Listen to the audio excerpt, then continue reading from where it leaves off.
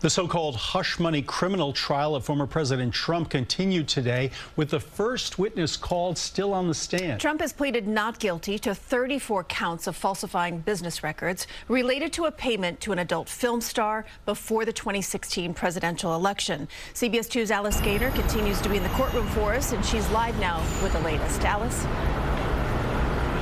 That witness, a longtime friend of the former president and the former CEO of a company which owned the National Enquirer, continued to detail the practice of catch and kill on the stand, during which they would buy the exclusive rights to potentially damaging stories about Trump and then never publish them. On cross-examination, David Pecker acknowledged to the defense that he had been giving Trump actually a heads up about negative stories for years before this. When word got out Playboy model Karen McDougal was shopping around her story of an alleged affair with a married Donald Trump, David Pecker, then CEO of American Media Inc., which owned the National Enquirer, testified Trump said to him in part, "Karen is a nice girl." Pecker said he told Trump he should buy her story, which he believed to be true, and take it off the market.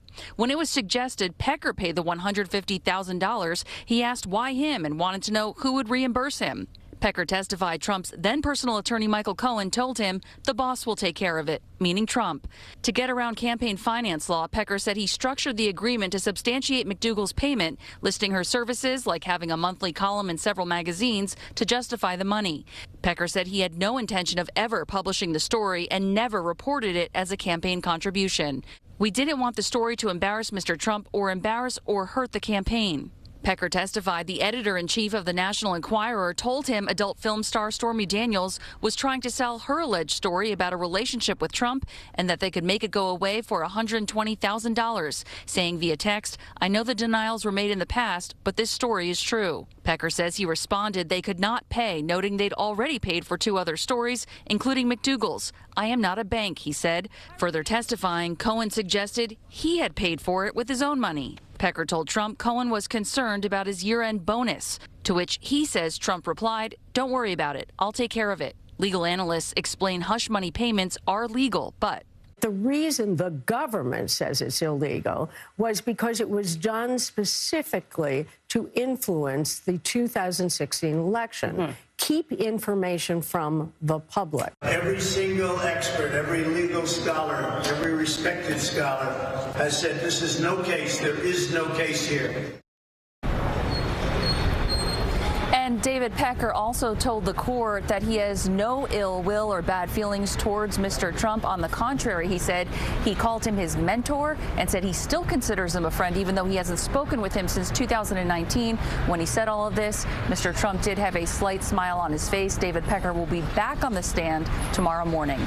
We are live outside of Manhattan Criminal Court. Alice Gaynor, CBS 2 News. All right, Alice, and you will be there. Thank you. A federal judge rejected Donald Trump's request for a new trial in his defamation case. Trump was seeking to have the $83 million judgment thrown out.